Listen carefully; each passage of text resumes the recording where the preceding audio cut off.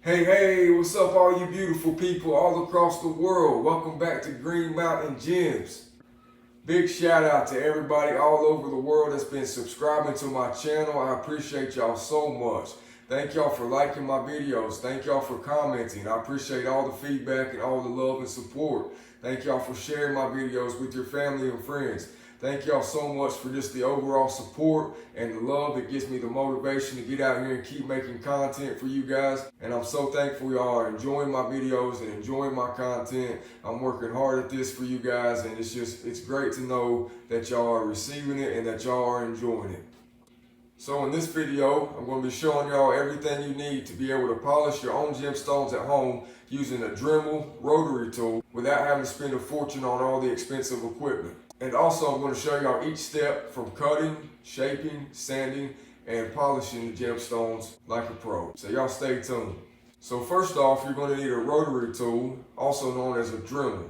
You can get these at your local hardware store for around 30 to 50 bucks. So this is the rotary tool, also known as a Dremel. This one is a Black & Decker 3-speed rotary tool.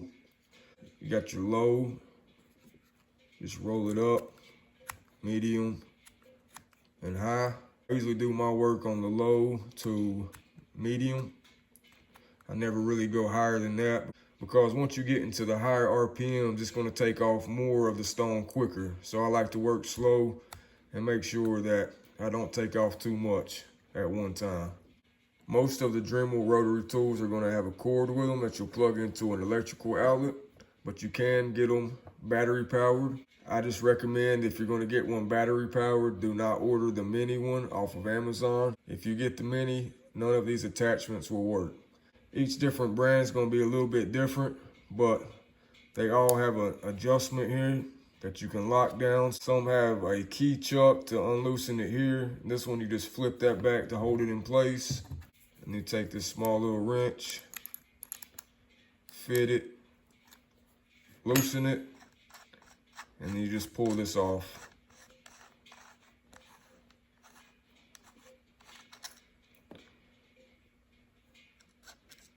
Now this is the piece that your attachment will actually slide down into and tighten up, and this is what will hold it in place. But this is the cover for it, so this will be inside the cover. Take your attachment, put it through the cover all the way in to this piece. Make sure it's in there. Then you're going to insert back into the Dremel accordingly. Tighten up with your hand till it gets kind of tight, but not too tight, because you want to be able to pull this back out and adjust it. You don't want it all the way down in there like that. You want a little bit of space between the end of the attachment and the end of the Dremel piece here. Tighten it up with your hand. Get the key wrench again and just tighten it gently. You don't want to over tighten it. You could strip it and that would mess it up. So once you get that in there and get that tightened down, this is now locked on there. That's going to stay in place. But until you push this back down, this part is locked in place as well, and it's not going to spin. So you have to push that back down until it rotates freely. Then to change attachments, same thing. Get your key here, righty-tighty, lefty-loosey. Just crack the seal, loosen with your hand till it comes off. And sometimes after them being locked down like that, you got to kind of work them off with your hand and pull them out. But you don't want to lose this piece. This is a necessity, so you have to have this, so don't lose it. And that's how you're going to assemble each and every attachment onto the Dremel. And next, to be able to cut the stone, you're going to need one of these diamond-coated saw blades that attaches to the Dremel. Next up, we have the diamond-coated saw blade. I ordered this pack off Amazon, and it came with 3 different sizes. Obviously, the bigger one, you can cut more and deeper, but you're not always going to need this size to cut each and every gemstone. Sometimes you'll need the smaller ones. So I definitely recommend getting a pack that has the different sizes. So the packs will come with the saw blades and then the pieces that you hook the saw blade to and will insert into the Dremel. Here's an example of one that I've already put together. It's very simple. You'll take the saw blade, put it on top, put the screw on top of that, and then tighten the screw in. Once again, don't over tighten. It could strip it and break it. And you don't want to under tighten either, because that could send the saw blade flying while you're trying to work. So make sure you get it on there good and snug, but not too tight. Once you get the saw blade hooked to the shank, you'll just take the shank and insert it into the Dremel like I just showed you with the other one. And once you get your gemstone cut, you're going to need one of these multi-purpose diamond grinding headsets here to be able to grind down and shape out your gemstone. You have your multi-purpose diamond grinding headset. This comes with 52 pieces. As you see here, this one is the drum, and it is my favorite because you can use the flat surface here, and you can also use the rounded side. But they all serve a purpose, and you can do different things with different ones, just depending on what you're using it for. Once you get your gemstone cut and shaped to the shape that you would like, you're going to need a pack like this with different grit sanding papers that also fit on the Dremel. Up next, you have your sanding kit that comes with different grits. This one starts off at a 60 and ends with a 10,000. It also comes with some polishing foam here, but I don't really use these. I just use the sanding grit. Like I said, each one of these has a different grit. This is the 60 over here on my left side, and this is the 10,000. The 60 grit will be a lot rougher and will take off more of the gemstone. And then the higher the number, the smoother it is, and will be for the finishing touches. Once you have cut, shaped, and sanded your gemstone to perfection, you will then need a pack of these buffing wheels. And lastly, you have your polishing buffing wheels. This kit comes with 100 different pieces. This is the one I use the most to add my wax. It works really good. And here's the different types of pieces it comes with. And since that buffing compound that I ordered online showed up dried out, I just started using this turtle car wax, and it works great. You'll also need some type of water drip system to help keep the tools cool and also limit the dust coming off of the gemstone. I got this one from a local Walmart. It's just a distilled water jug. It has a spout down here that you can adjust per drip, and it works really good. I just cut a hole in the top to be able to refill it. And also don't forget eyewear and a face mask of some kind to protect your eyes and also protect your respiratory system, because you do not want to be breathing in a lot of this mineral and rock dust. Very bad for your lungs and can cause serious long-term effects. So make sure, keep eye covering and a face mask and protect yourself at all times. So that, my friends, is everything you'll need to start cutting, shaping, and polishing your own gemstones very affordable at home without having to buy all the fancy expensive equipment. I would say all of this will cost you about $100 to $120 US. So first, while I'm setting up to cut and shape this beautiful Amazonite, I've got my Dremel or rotary tool. Got it hooked up to an extension, plugged into an electrical outlet. I am going to get a fresh saw blade out. And the cool thing about this piece that goes to the Dremel is you can use it as a screwdriver. So what I'm going to do is I'm going to go ahead and insert into the Dremel. Remember, you're going to pull this part back to lock it in place. See, that's all the way down, so I'm going to pull it up a little bit to give it some distance from the base of the Dremel. Tightened it down with my hand. I'm going to take this and just barely tighten it just a little bit more, so that way I know it's really secure on there. So now that I got my new saw blade on, got everything tightened down, I'm going to unlock this so it moves freely. This is my power on and off button. This is my speed. I'm going to start off on low, turn the power on. I like to put a towel over me to also kind of block some of that dust from getting all over me. So what I'm going to be doing with this Amazonite is putting it in this empty bezel tray here to make a necklace out of. What I'm wanting to do is I'm wanting to figure out where I need to cut it at.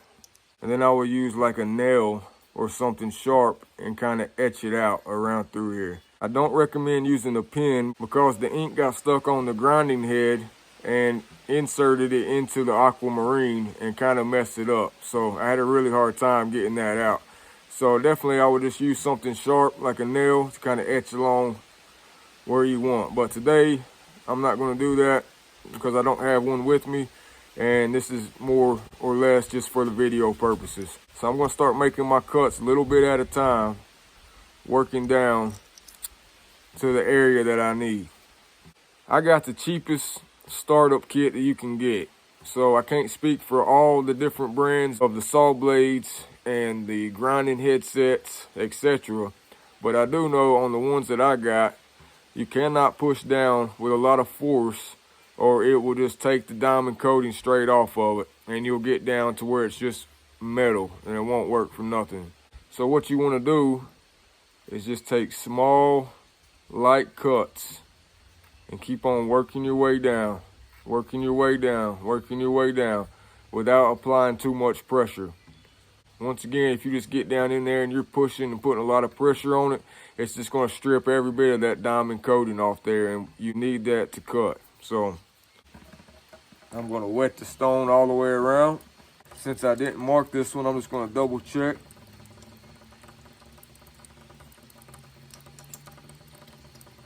And let's get started.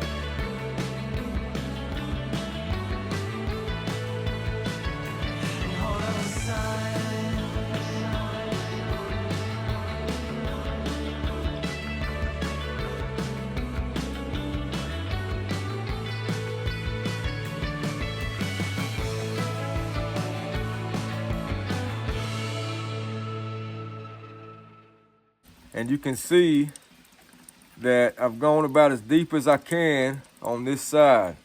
So then you're gonna have to flip it over. You gotta kind of work the sides and then get down into it the opposite way and just keep on chipping away at it until you're able to get through the whole piece. Sometimes you can get it really close and then just snap it off like that. You don't actually have to go through the whole thing. So I'm gonna go ahead and get this one cut down, so y'all stay tuned. I'll be right back. All right, guys, got it cut down some. Not perfect, but we're getting there. It's a process. And another note would be, it's not a bad idea to have some gloves on, some type of hand protection, especially when you're using the saw. And you want to make sure you keep a firm grip on your rotary tool, because sometimes it'll like to kick. It'll try to kick back. So you want to be very careful when you're using the saw blade. And I recommend light pressure. Sometimes you have to push down a little bit harder than others, but the slower you take it, the safer it's going to be for you, and you're going to get the best results on your gemstone. So just be careful and take your time.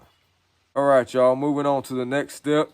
I have my diamond coated grinding head on here, and I'm going to start shaping this up and getting some of this excess off of here.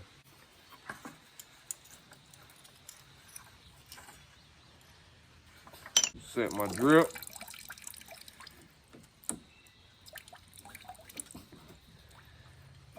I'm going to go back down to low. And here we go.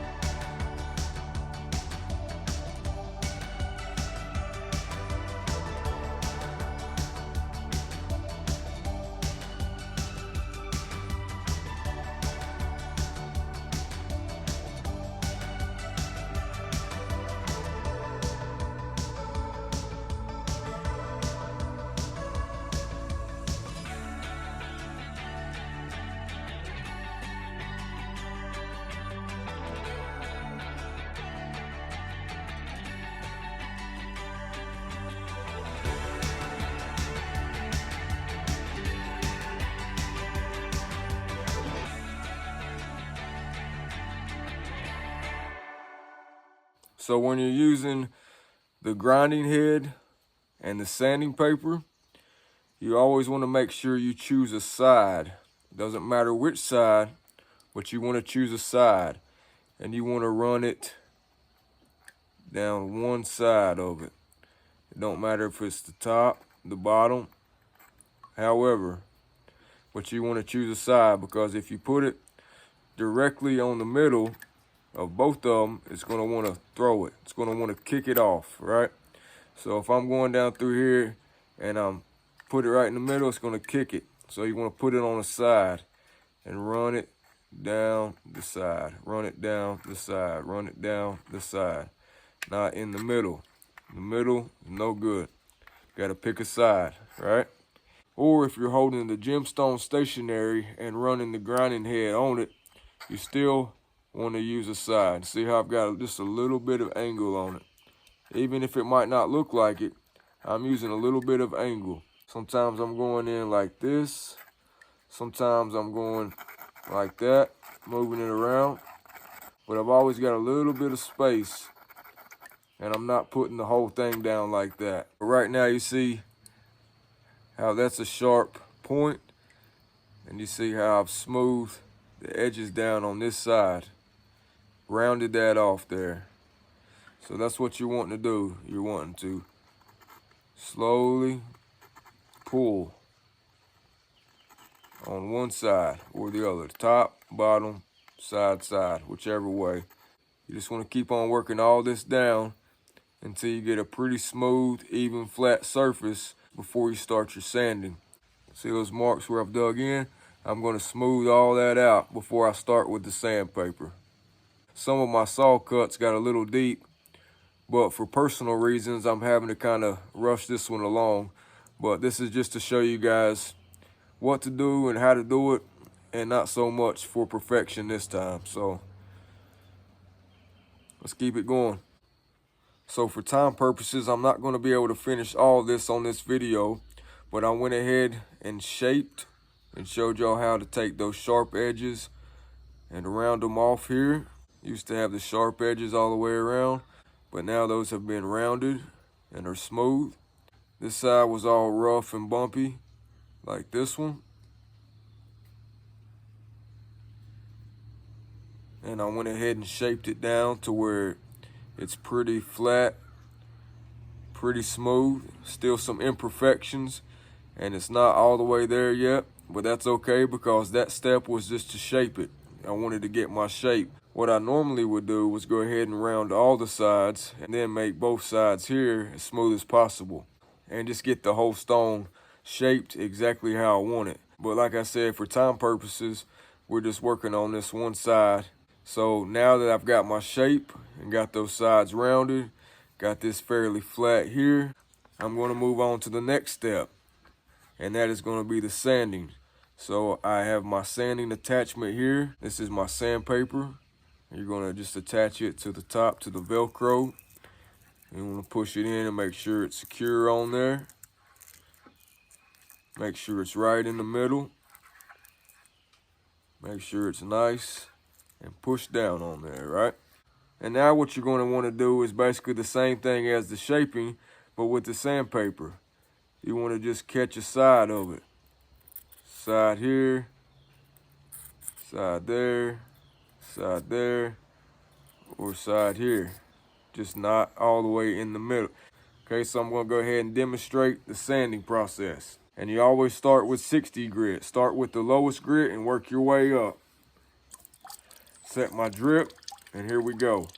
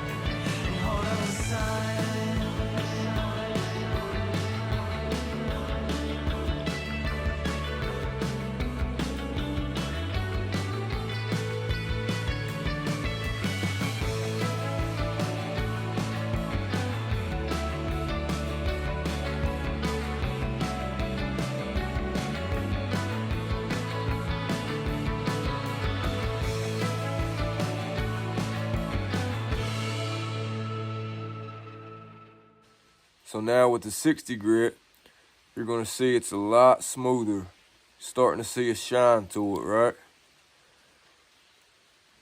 And once again, I'm doing this just for the video. If I was actually doing this to set it in a bezel, I would be taking my time and this will be a lot smoother. But for video purposes, you see that the 60 grit has it smoothed down some. So what you want to do is you want to shape it to the exact shape that you want with the diamond coated grinding head. Get your shape. Then you get your 60 grit sandpaper.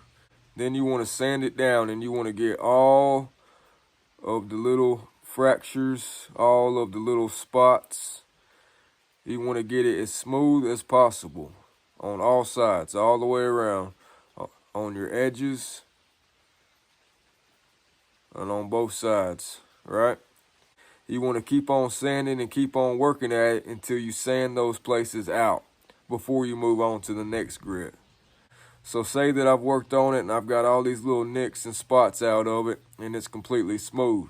Now what I want to do is I want to move on to the 80 grit. So I'll take this off.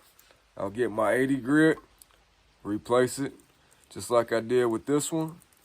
Get it on there, and then you're going to want to do the same thing all the way around. All surfaces, all sides with the 80 grit. Once you went over all of it with the 80 grit and you feel like you've done the best you can do with the 80 grit, then you move up to the next one.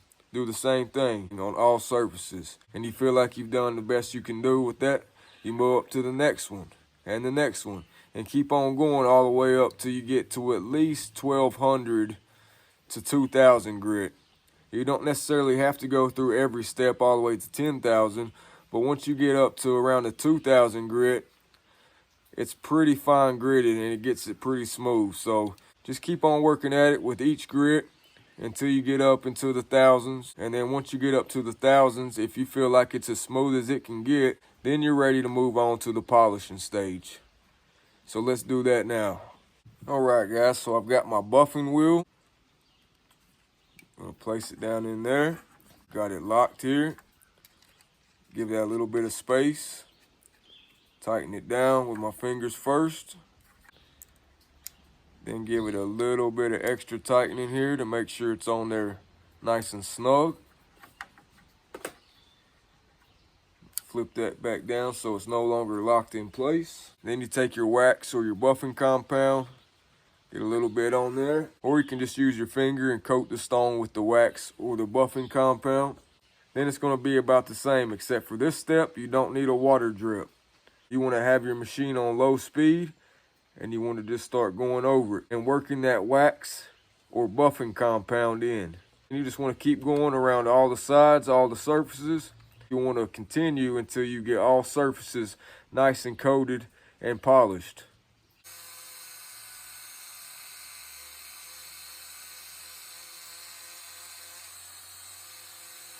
And then once you've applied your wax or buffing compound all the way around to all the surfaces, you want to make sure that it's dried.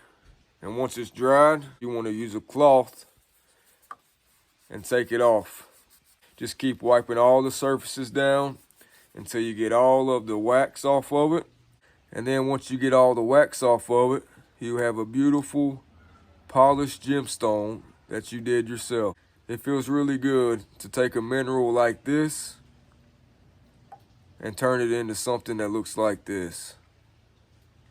But just remember to take your time on each and every step. I rushed this because I have to take care of some other responsibilities, but take your time. Don't rush through it. Just work on a little bit at a time. And most importantly, enjoy doing it. Don't get upset the first time if it doesn't come out perfect. Don't get upset if you have some accidents or mistakes with it. Just take your time. Keep on working at it. Keep on practicing. Keep on getting experience, and you'll get better and better.